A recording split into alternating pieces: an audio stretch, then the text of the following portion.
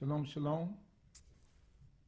Shalom, shalom. My name is Uzziel Lewi, and we are here on End of Days TV. I'm sitting here with my brother, the Mighty Hebrew, and my brother, Zion Lexx. Two titans in the Israelite community and also in the conscious community. How y'all brothers doing? Tov, yourself? Tov Meod. I'm doing well, I'm doing well. Hallelujah. Well, this is a lot of power in the room. We also have Elder Emmanuel standing here with us, and it's a lot of power. So I just wanted to catch up some things with you brothers, and just go over some things, you know, being that y'all making a lot of noise within the nation of Israel and also within the conscious community. I just wanted to, you know, go through some things with you brothers. I kind of already went through it with my brother Zion, Absolutely. and now I got my brother Mighty Hebrew who came through today and gave a great, powerful lesson about unity and the gathering of Israel. So, Mighty Hebrew, if I'll start with you, and I'll just ask you a few questions. Okay. What are your beginnings in the nation of Israel? Okay, absolutely. First and foremost, I give all praise and honor to Yah, the Eternal One of Israel, Hallelujah. for giving me the blessed opportunity to be here. My name is Tribal Minister Charlandine Ben Ami Matuzarian Ben Yasha Allah. I'm the Tribal Minister of the Kingdom of Yahu's coming to the House of YEHUDAH, stationed out in Tacoma, Washington. I'm also the liaison of the United Nation of Israel. I'm known as the Mighty Hebrew on YouTube. Basically, I started out like everybody else, you know what I'm saying? Like, you know, coming up as a child, my grandmother, she was a Hebrew Pentecostal. So, you know, even though she was Christian, but she kept a lot of the, you know, the feasts, like the Feast of Tabernacles, different things of that nature, but she was still Christian.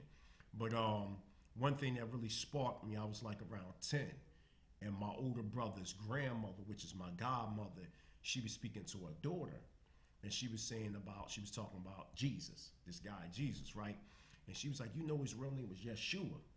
So I heard that, it stuck to me. It never left my presence.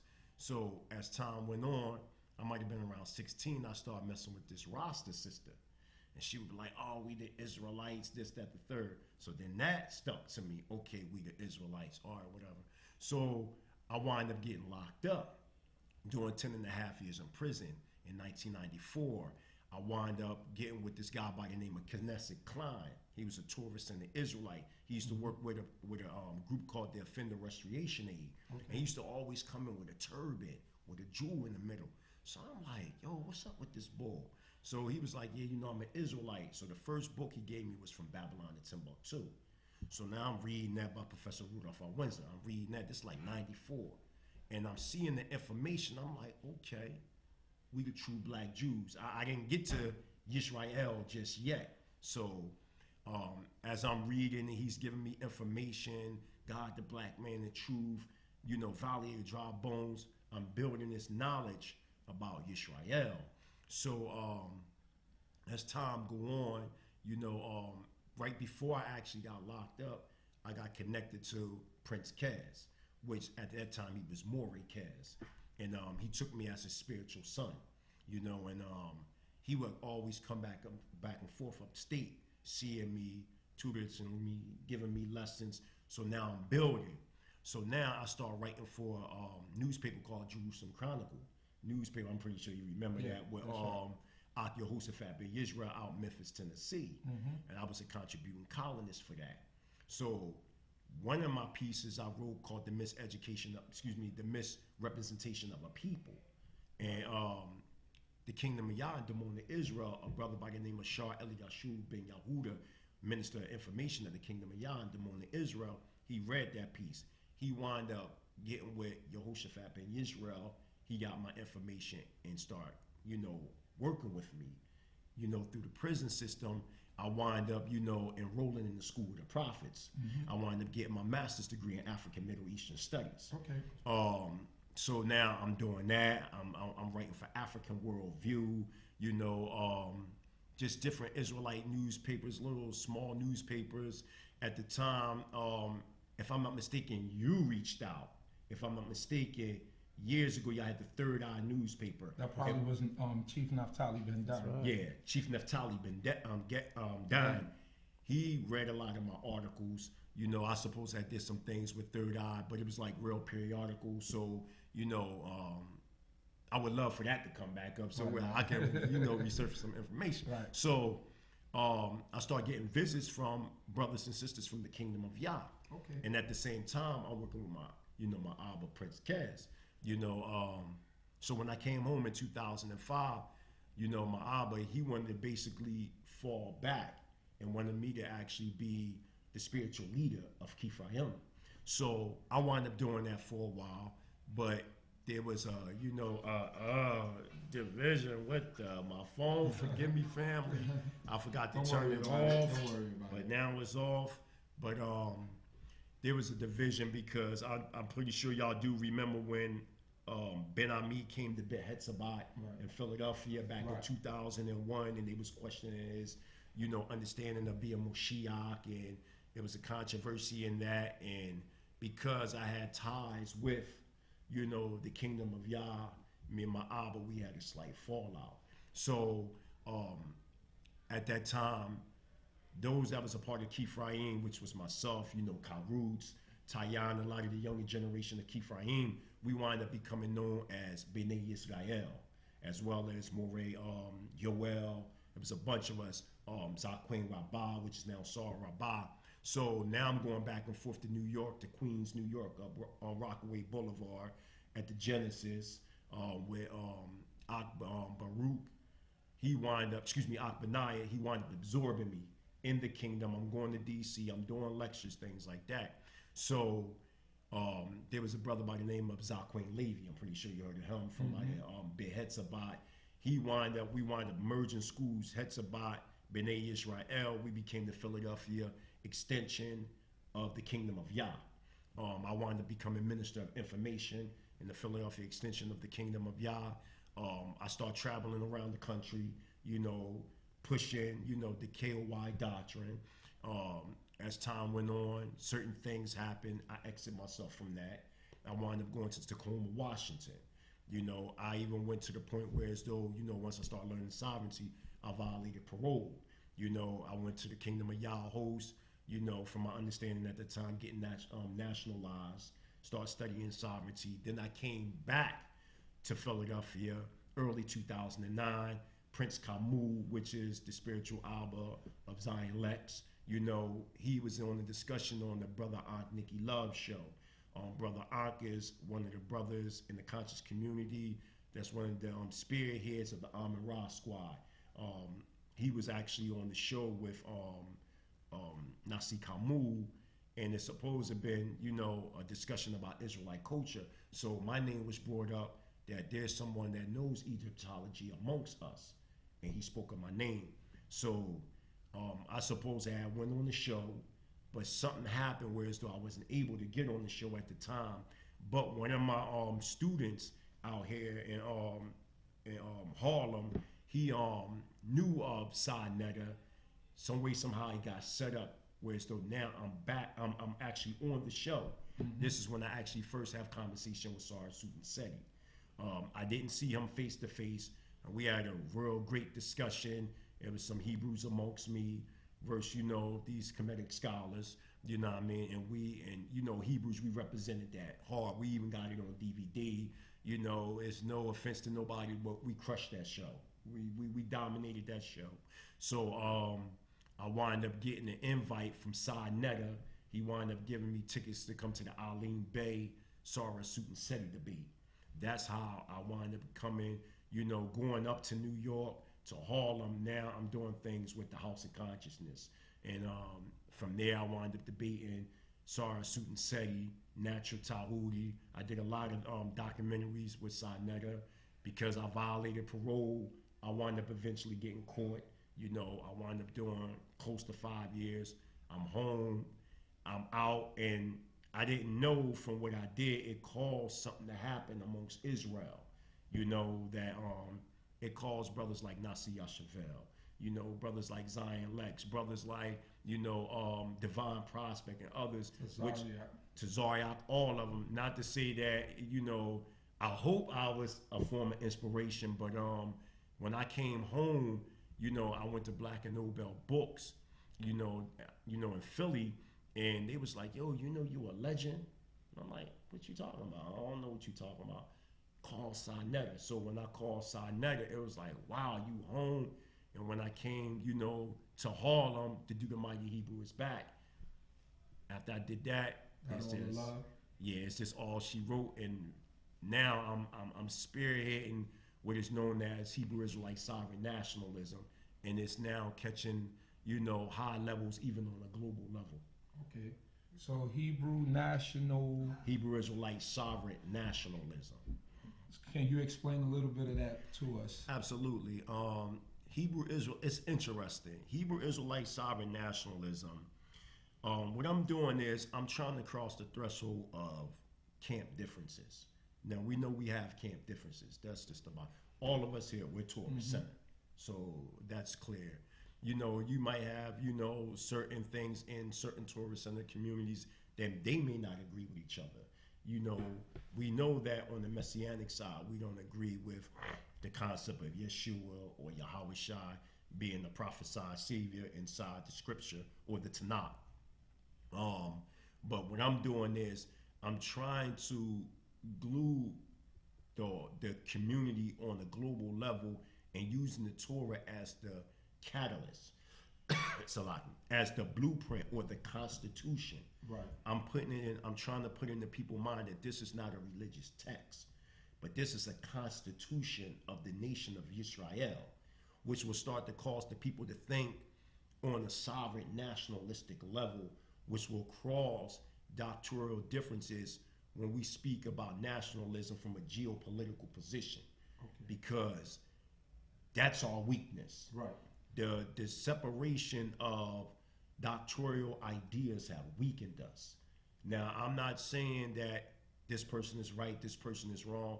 I'm saying for right now, as we are infants in this understanding of Hebrew Israelite sovereign nationalism, until we can bind as a nation, you know, because when you go to other nations of the planet, it does just speak of China, for example, their ethnicity may be quote unquote Chinese, and you might have different tribes and different things like that, and even doctrinal differences, Buddhism, Confucius, Taoism, whatever the case may be. But as a nation, there's still a people. And this is what I'm saying with the Torah. The Torah is what is going to yoke us together. And then once we yoke together, we can declare something called a government in exile.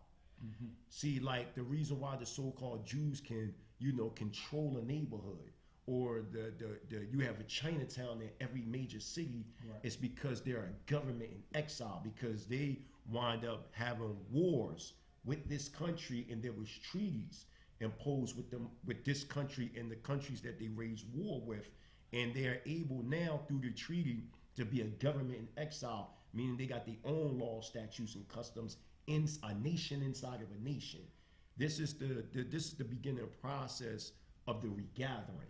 So this is and this is not a myth. You can look it up on Wikipedia or anywhere. Just type up government in exile. That exists in international law. Right. So what I'm trying to do is take the Torah as a blueprint, a constitutional blueprint to gather all Yisrael, and then from there use that as the apex of declaring ourselves as sovereigns under Torah law, and separate ourselves through our customs, our ethics, our morals. All them things is what separates us to be a nation. Sort of like how the Amish do. Yes, but even to the extreme, where as though we fulfill Deuteronomy 28 verse 1, where we will be above all the nations, you know, in righteousness. Okay, that sounds good. It's good to know that you know, because I did see your video on with Sarah Sutton Seti, and I kind of got my introduction to you from there. Okay. And then it seemed like you disappeared, so now you're explaining to the people, you know, the reason why you disappeared, and it's good. So now, as far as you gave us a lot of your history and a lot of what's going on. As far as the conscious community, do you have anything in store with them, and do you have any upcoming debates or anything of that sort? Absolutely. Added this, you know, That's funny. With the conscious community, I give props to where props is due. You have a lot of brilliant minds in the conscious community, that is trying to reshape what has been distorted, within the continent of Africa. And amongst our people, you have brilliant minds that was tutelage under people by Dr. Ben, Dr. John Henry Clark. As a matter of fact, speaking of Dr. John Henry Clark, my spiritual advisor, which is Maureen Yoel, that's Dr. John Henry Clark's one of his cousins. Oh, wow. Yeah, so, so he has a close knit with Israelites within his own family, that there's quite a few Israelites in Dr. John Henry Clark's family that actually live in Cincinnati. Right. And this was just a recent phenomenon that we just found out. And it's funny that we talking about the conscious community in Israel and the separation, and here it is. We talk about one of the grandfathers of the conscious community actually being in relation to a nice amount of Hebrew Israelites. But to say about the conscious community, I think the conscious community can grow if they understood their plight as being a part of Israel. Right. You understand what I'm saying? For too long, we have gravitated to those whose objective was to feed their rise and our demise. And again, this is not to take a shot at anybody, but I think that because of, so much, misinformation out there, is causing the separation amongst the conscious community and the Israelite community. To me, the conscious community is the Israelite community. It is just that they have chose to take another route, which I disagree with, and that's not a thing that we should actually try to decapitate people, because we're all fighting a tremendous battle out here, and, recently, somebody tried to decapitate me, a group of people tried to decapitate me, but at the end of the day, like I told them in the end, scholarship is going to be here, and I'm going to continue to do what I'm going to do, and that's to resurrect my people. You know what I mean? And if you look at all those that came before us, there has always been slanderous comments about those even before us. Right. Even the prophets were slandered. So this is nothing new. You understand what I'm saying? So, we just have to keep staying suited and booted, because this is war that we in. Not just war, with the so-called white man, but the greatest war is the war within ourselves. That's right. You know what I'm saying? So until we able to master ourselves, you understand what I'm saying, we're going to be, in this situation. And I feel as though if you're dealing with any type of school of thought that doesn't have a redemption plan, then it's not for you. And I think, sometimes, and most of the time, this is what many in the conscious community, they lack. They lack a redemption plan. They have what you call the intellectual property in their understanding, but the redemption of our people is not addressed. Right. You cannot, be intellectually wise, but still want to stay in the slave master's house. Right. Because this is the slave master's house. Right. And we can become so intelligent, we can forget where we're at. Okay. And the Mighty Hebrew is here to tell you, I'm not forgetting where we're at. We are at war, and that's just the reality of the whole situation. We've been stripped, of our nationality and our divine constitution. And that's what made us 3/5 of a man. We had a spirit, soul, and body, but we didn't have a nationality and we didn't have a constitution. So what I'm doing is linking the nationality and the constitution with the spirit, soul, and body, which now makes us 5/5. Now we can go amongst the world masses as human beings. You see, that was the tumult that they made against us when we became subhuman. Once we lost knowledge as to who we were, they were able to use the law of the Gentile. They was able to use certain laws that conquer us because we was looked at as the beast of the field. So it was law that brought us in this captivity, and I mean the Creator's laws. The cause and effect. We don't follow this is what happens. Mm-hmm. And then it trickles down to man's laws. And it's going to be the same law that's going to bring us from out of the captivity. It was a process that we lost our heritage. Okay. It was a process that, we start worshiping these different deities and losing focus of ourselves. It's going to be a process of us coming from out of this captivity. And what I can say, we're moving in, greatness right now. Mm-hmm. And one more thing I want to say, out of, it's on the internet. Y'all can type it up.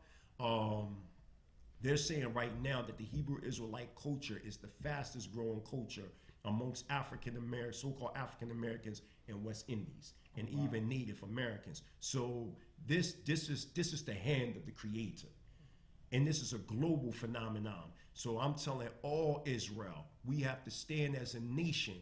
Any type of beefs that you have with any Israelite community or anything, we need to squash it now.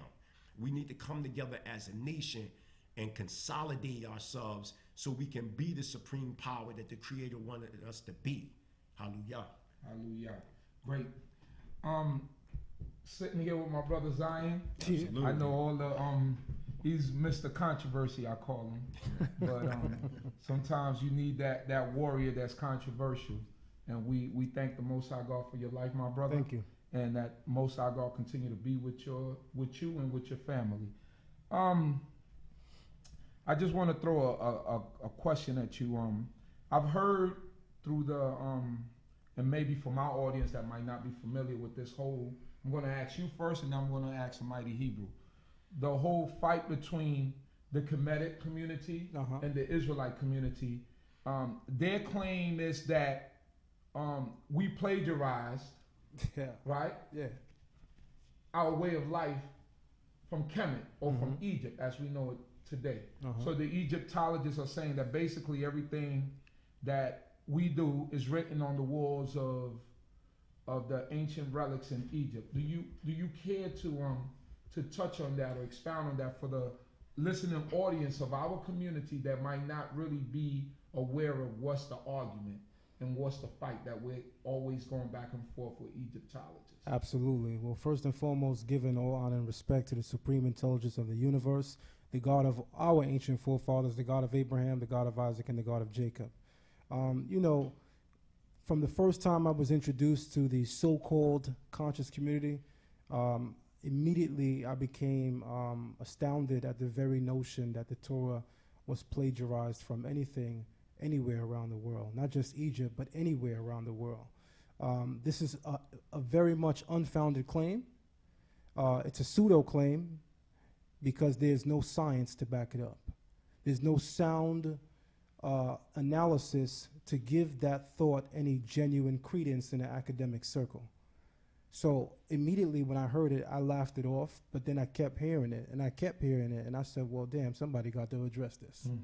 So, you know, one of the first people in their community that I was able to have this dialogue with was Shaka. Shout out to you, my brother. Shaka Amos told me that the Torah is a plagiarization of Kemit. So I said, okay, what? What in the Torah is exactly plagiarized from Kemit? He said, well, the 10 Commandments. I said, okay, which ones? All of them? He said, no, at least 5. And 5 is a lot. If I could find at least 5, which is half of your 10 Commandments, and they're plagiarized from Kemit, I mean, 5 is a lot, Zion Lexx. That means you guys plagiarized. Right. That's when I reminded him, notwithstanding the fact that I'm about to show him that the 5 he's talking about is clearly not plagiarized, the first thing I had to remind him is there's actually 613 laws. Okay. So you could never call 5 half of 613. Right. I had to remind him of that. And the reason why I'm taking the time to exemplify that point right now is to show you the gross ignorance out there.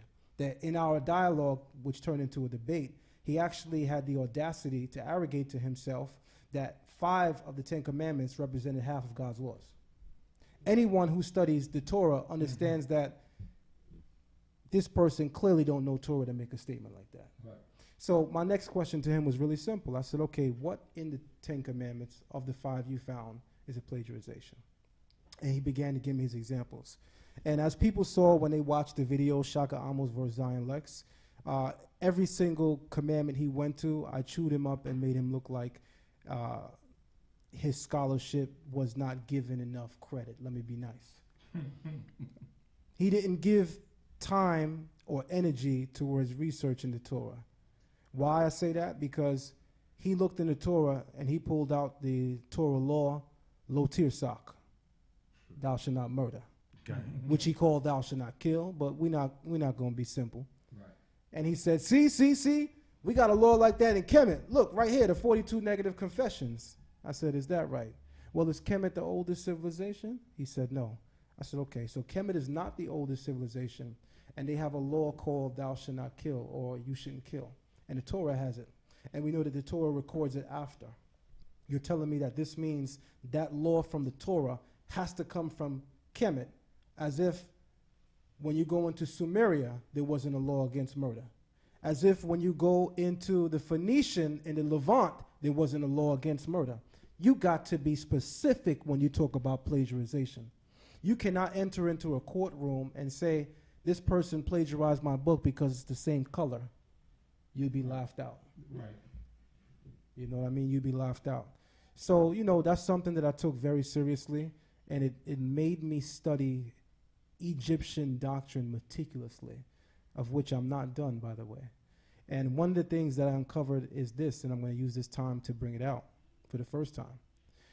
The oldest Kemetic literature inscribed anywhere in ancient Kemet is between the 5th and 6th dynasty, which is circa 2300 BCE.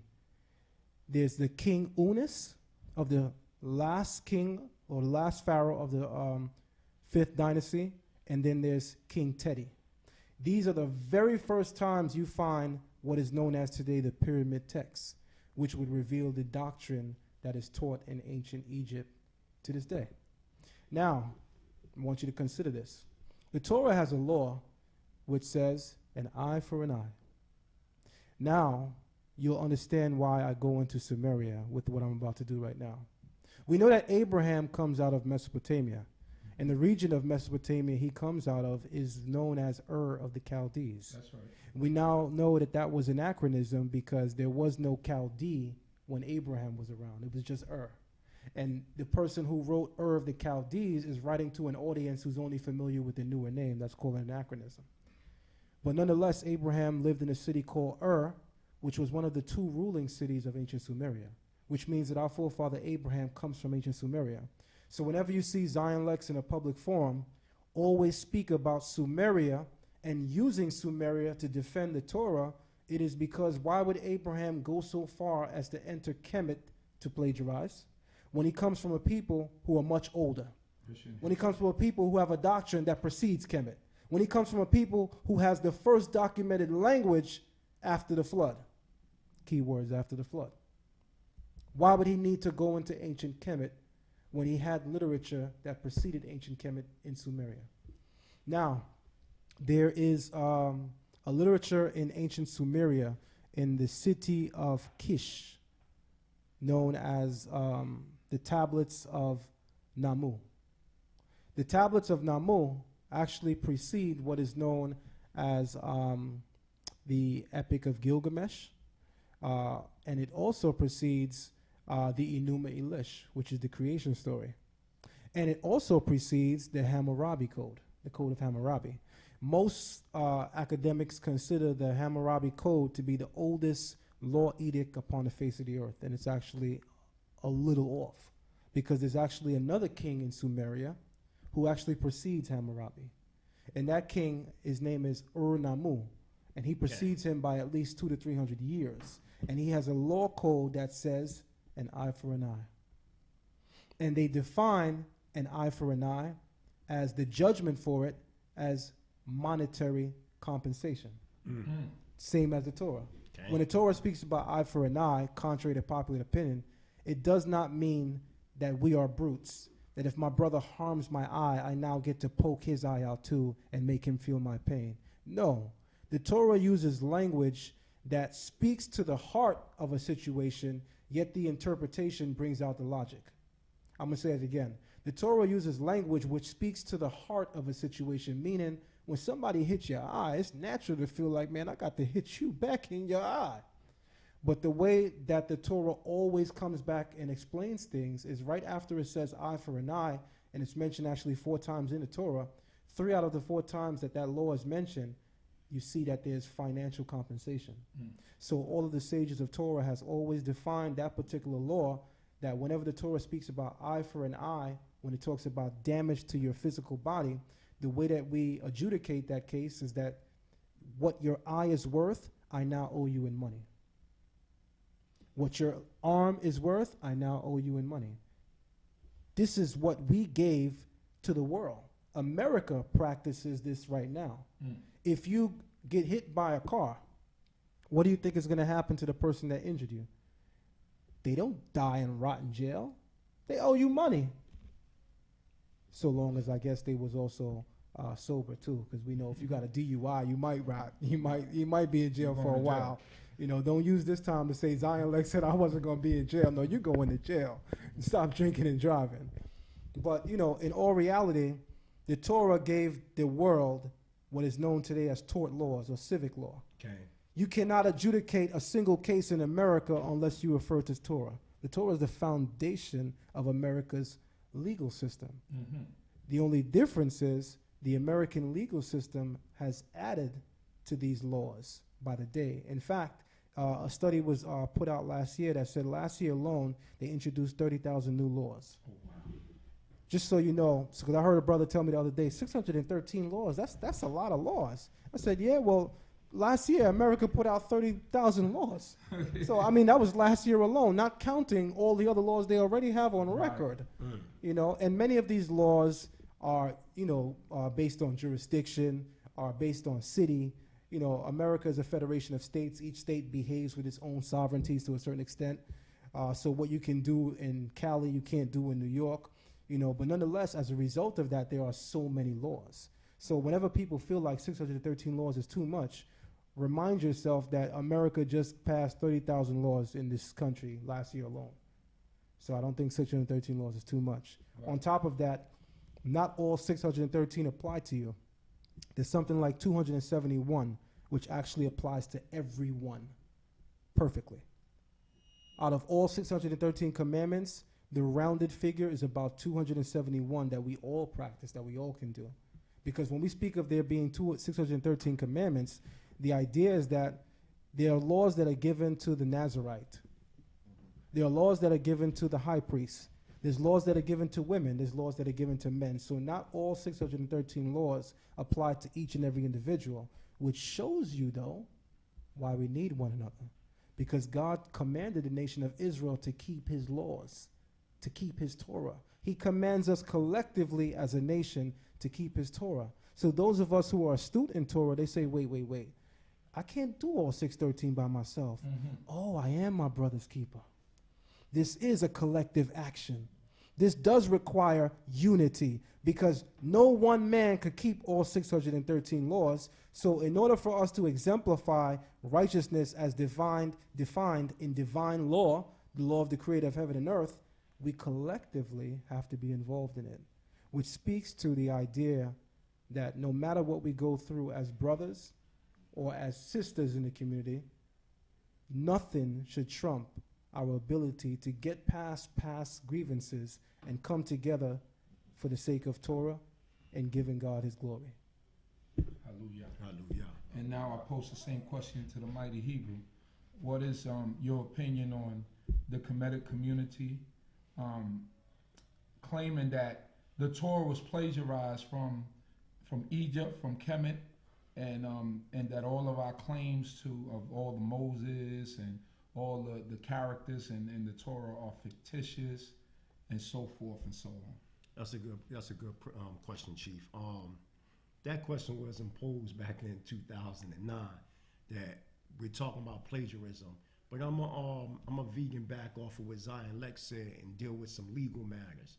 When you talk about plagiarism, there has to be a plagiarizer.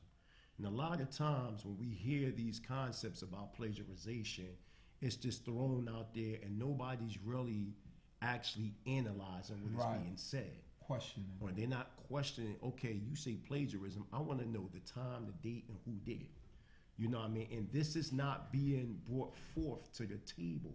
You know, just because you say, for instance, I have murdered versus thou shalt not murder, that is not plagiarism. There are certain principles that are universal in nature that affects every nation on the planet. You know, you can't take what is called the 147 negative confessions of Ma'at. Some people say the 42 negative confessions of Ma'at, and talk about when you go to the underworld, you confess verse, law, statutes, and commandments that are given to 11 people. Thou shalt not verse I have not is two different things in thought process. One is a confession, one is a commandment given before the confession. Right. So the thought alone, you know, is totally different. Even when you look at the so-called 10 commandments, because as he said, you have 613 commandments, 248 positive laws, 365 negative laws. Come together 613. We start adding up the numbers. 6 plus 1 plus 3 equals 10. So now when we speak mathematically, we understand what the so-called understanding of 10 commandments really mean. But when you actually look at the 10 commandments, and it's absolute, it says, for I'm Yah thy power, which have brought thee out of the land of Egypt, out of the house of bondage. You know, you shall have no other powers before me. There's nowhere in the Kemitic writings that say that. When you speak about plagiarism, I want to see, show me where, you know, in ancient Kemet, they wore zigzags with the cords of blue. Show me where they did actually the Shabbat, when in ancient Kemet, it was 10 days that determined the week, not 7 days. Okay. Show me in, you know, in Kemet that they didn't eat pork, because in Kemet, they used to actually have pork festivals. They ate pork, they ate shrimp, they ate the things that we were told not to deal with. They were keen to actually dealing with animals such as the jackal, you know, the dog, the cats, things like that. And they even lived amongst them, even to the point that archaeologists recently found, you know, over 1 million embalmed dogs. When in fact, in the Hebrew culture, you know, dog is kileb in Hebrew, and we are told not to even let the dog live in our house. So the whole concept of dealing with, you know, the Kemetic school of thought, dealing with plagiarism, is just not there. And one of the main factors that's really messing up, you know, the Kemetic community is relying on the dates that brothers such as Dr. Yosef A. Ben Yochanan brought forth, which is a 1291 BCE date, dealing with the Exodus during the time of Ramses II and, you know, vegan back. And once again, off of Zion Lexx, you know, it was an anachronism. When you actually, like I said in one of my debates, if the Dutch discovered New York, you know, we're not going to say, as modern day writers, New Amsterdam. We have to actually, you know, convey to the reader, they have to know what we're talking about. We're talking about the Dutch discovered New York, but we know when the Dutch came, it was New Amsterdam. But let me throw something at y'all. A lot of the Afrocentric scholars are speaking about who they call the Harabu or the Harabu living in a land called Avaris. Now, when you actually look at that word Avaris, we know that, you know, the V in the Hebrew can also be, it's interchangeable to be, to be. So when you say Avaris, you're actually saying the city or the land of the Hebrews. That's exactly what you're saying. So that was the name at the time of, you know, where it says the land of Ramses, where we built cities in Pithon and Ramses. That area was Avaris. Now, if you go to 1 Kings, chapter 6, verse 1, it speaks about during the 4th year of King Solomon's name. Historians already acknowledged the fact that Solomon did exist. Now, I'm going to go back there in a second. I just want to prove Solomon existed. They have stuff like the seal of Hezekiah. Let's just use that as an example to prove authenticity. The Afrocentric conscious world, they recognize that Hezekiah did exist. So if Hezekiah existed, then that means his father Ahaz existed. Once you say one exists, all exists. Right. I mean, this is real simple math. That's like me saying Zion Lexx exists, that's like me saying Zion Lexx exists, but his father don't exist.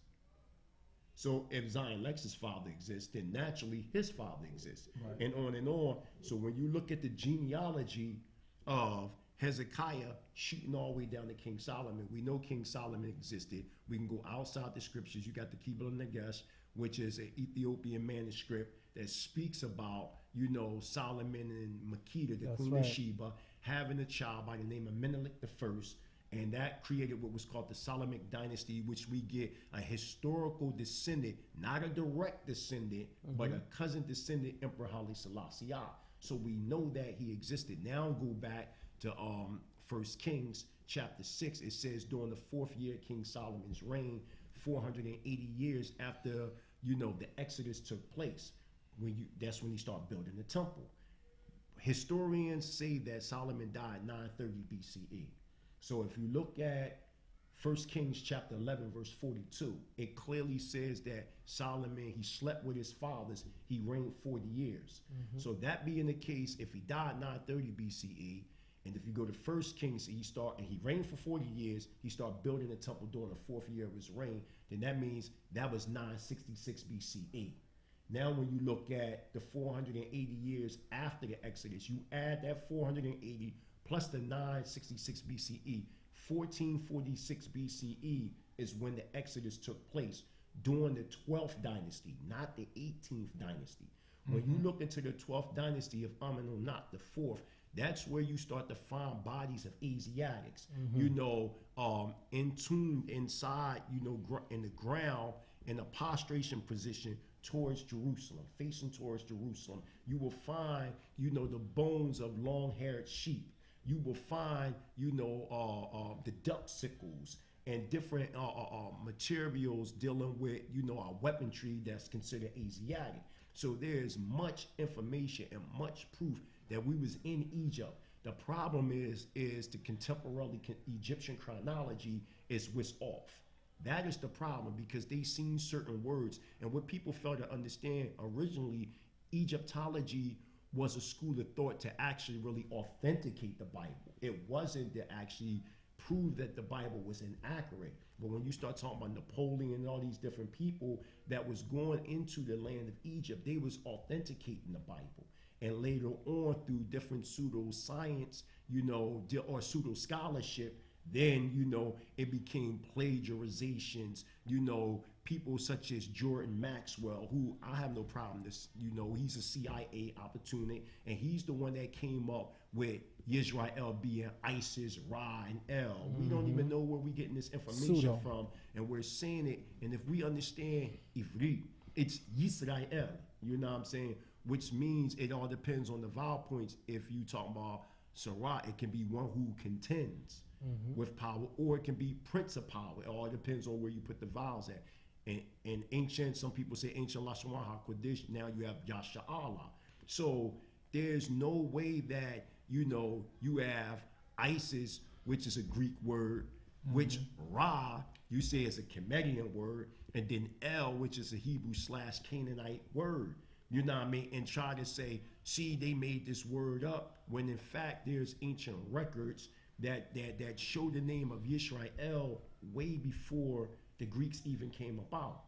You know, also to even, you know, prove that we're not talking about plagiarization, you can go to what is called the Moabite Stela. And inside the Moabite Stela, you will see in the 18th line, you will see King Massi, who actually, or some people pronounce it Misha, who was actually an opposite. He was a Moabite king. He was in opposition, I believe, though, I think it was Omri that he was warned against. And he said that his power, forgive me, y'all, Chemos, actually was used to destroy Yah and the children of Israel.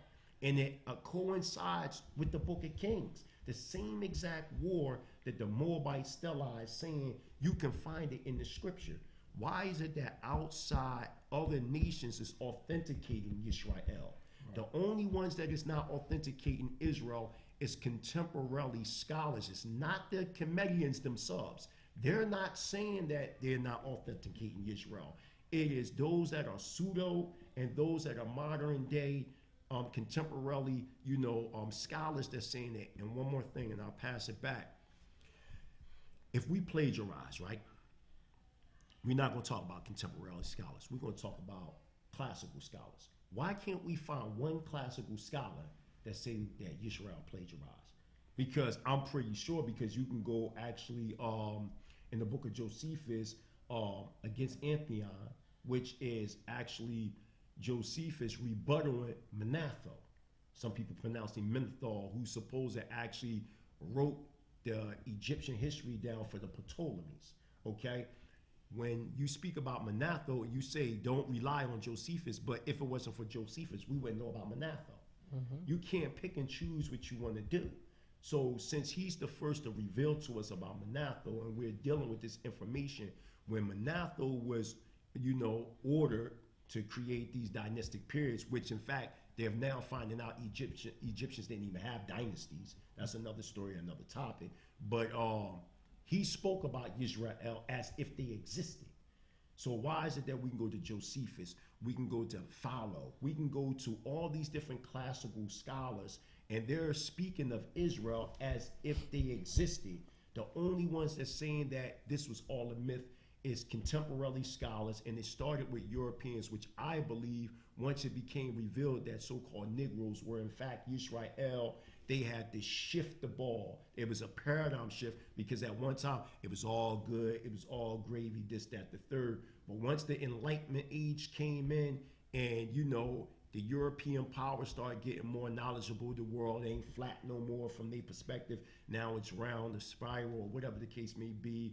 And the outcry of rationalization that came in the mix, and John and Darwinism and Albert Einstein, all these different people that started to contest what was outlined in the scripture. Now everything now becomes plagiarization, but mainly because so-called Negroes in the diaspora started to identify with the people of the scripture. And that's the trick, that's the trap that people are going to get caught up in and become a part of that 2/3, because they're going to believe in that nonsense. Thank you. Okay, thank you for both of your answers. So moving right ahead, I wanted to speak about what did you guys think about the sit down that Polite and Rabbi Harry Rosenberg had the other day. And I know this is a touchy subject. First, I want to ask my brother Zion, how did the whole Harry Rosenberg and you in a debate with Polite and Sarah Sutton said he come about? Because that, to me, when you brought it to me, it didn't make any logical sense. Mm-hmm. And I didn't understand where it came from, and I gave you my opinion on it, and the opinion, absolutely, I'm going to keep it between us. But how did that whole thing come about? Okay, so for the last year, since I've been knowing Polite in the conscious community, right, I've been calling out Polite for a one-on-one debate. And Polite is usually the person that you don't have to ring his bell for a debate. He'll knock on your door. Well, for the last year, I've been ringing his bell, and he's been sending people out to say that he ain't home. When do you know that a person has to chase Polite down for a debate? Never. Polite comes to us. Polite is not selective. You get me a Hebrew that people seen on camera, I'll debate him. That's what Polite will tell you. I'm one of the only people in our community contemporary right now that this brother will absolutely refuse to face. And I get it. I understand it. We danced a little bit, toe to toe, and he realizes that I'm definitely more than formidable. When it comes to the rabbi now and Polite's reasoning for having a rabbi at this debate, I want to make this clear. The rabbi is Polite's failsafe. You see, Brother Polite understands perfectly that he cannot stand toe-to-toe with me on any issue regarding the Torah. I have always made it emphatically clear that we are the heirs of Torah. They can't tell us what the Torah says. We tell you what the Torah says. Absolutely. When you speak with an average person from the conscious community and they're speaking of Torah, they're speaking, number one, from a Eurocentric lens, because 9 out of 10 of them are opening a King James Bible. You're not dealing with those kind of Hebrews right now. Right. You're dealing with Hebrews that are thorough in the language our text is written in. Something that none of your teachers can say in your own doctrine. Mm-hmm. Dr. Ben is on record saying he does not read the Medunetta. Ashwar Kwesi is on record saying not only does he not read it, but it has never been interpreted. John Henry Clark has certainly also been on record to say he has never read it himself because he don't read the language. So my question, people, is everything that they are saying to us about this language, from whose interpretation are they getting it from? Mm-hmm. In all of their books, there's a quotation from European writers. All of them refer to an individual known as Champollion, who is known as the person to crack the Medunetta code, the hieroglyphics. So everything they know about what is inscribed in the walls of Kemit is funneled through Eurocentric spectacles. Mm-hmm. Yet they attack the Bible unrelentlessly, stating or premising that the Bible was written by the white man. And y'all dealing with that mystery religion. Who was the Greek writer again that said of all the peoples of antiquity, Egyptians were the most religious? Herodotus. Herodotus is on record, who they love to quote as well, because they love to say Herodotus don't speak about the Hebrews. Huh? Well, how come Herodotus don't mention them? Well, let's talk about what he does mention. And what he does mention is that of all the peoples of antiquity, the Egyptians were the most religious. Yet they tell us they don't deal with religion. Mm-hmm. Your entire doctrine is centered around an ideal that you can't touch until after death. You see, one of the main things that differentiates Torah from Ma'at is that the practice of Torah now empowers me now to become successful right now. We don't keep Torah right now to become empowered for a future world. The empowerment that Torah speaks of, as outlined in the book of Deuteronomy chapter 30, as well as 28, 1 through 14, teaches us that by keeping the Torah, we are blessed in the here and in the now. We are not confessing post facto, after the fact, that we have kept your laws. And now that we have kept your laws, what do you have for us? You see, monkey will see what other monkeys do. I don't know how to be nice. I don't know how to be nice. And I was trying, man. I was trying. You see, what I don't get and what I don't understand about this particular community is the extreme level of hypocrisy. Because they will tell us on one hand that the Bible is pseudo because we got Noah getting on an ark. And we got him saved in a global flood. And we got the ark on the top of a mountain. And we got every animal on the face of the earth inside of it. Damn, Zion Lexx, as smart as you are, you believe that part of the book? Tell me, brother, come on. I know you don't believe that part. Yes, I do. I believe that part just as much as you believe the part that your God got on a winged disc and went through what is known as a celestial heaven after he parted. What, did we forget that pseudo part of your book?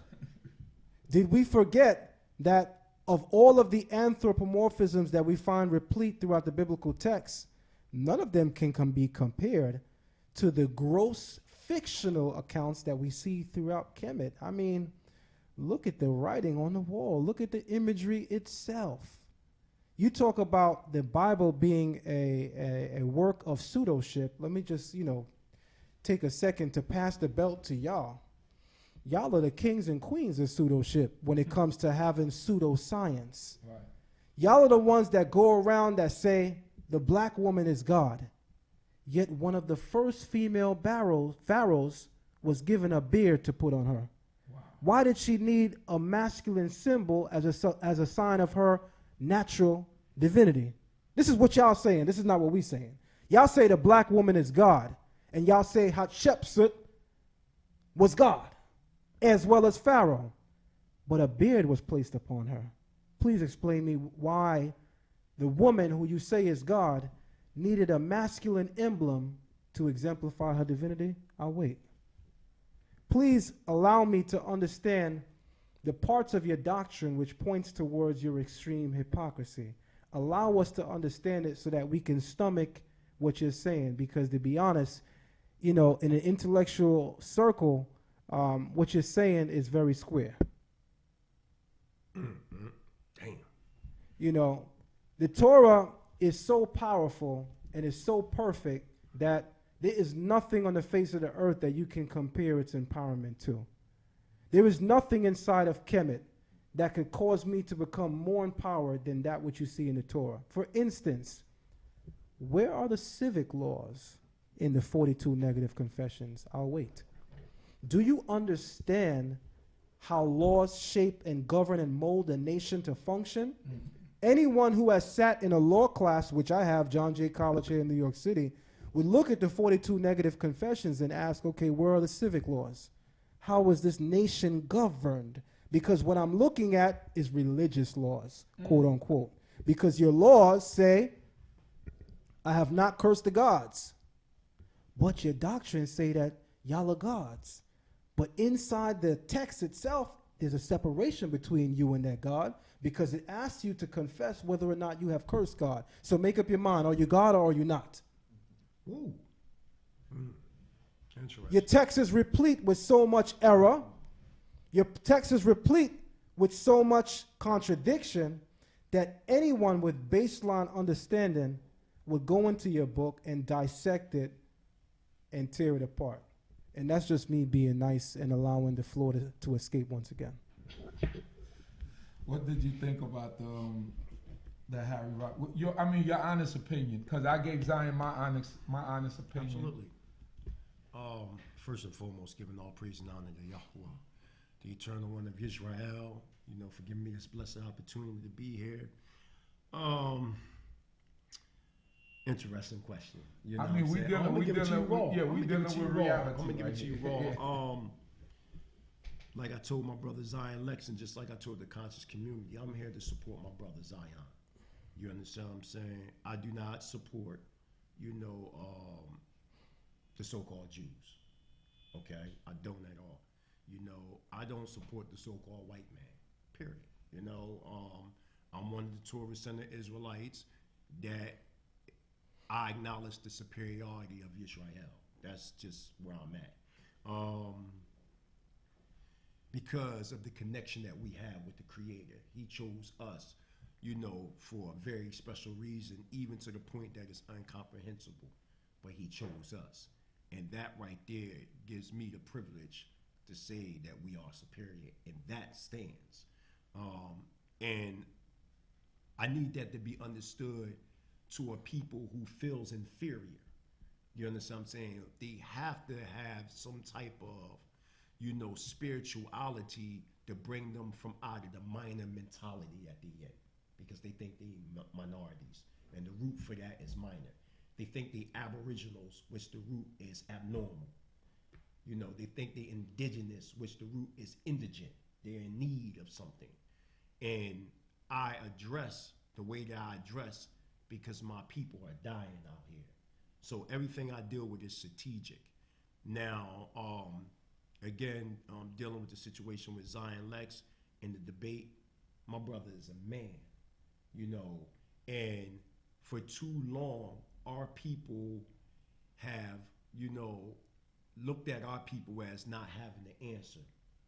So maybe it may take somebody that is not us to tell you, you understand what I'm saying, what's real, and when we look at the man, Rabbi Henry Rosenberg, I spoke to him. Matter of fact, just the other day, I was on there with Team Osiris himself.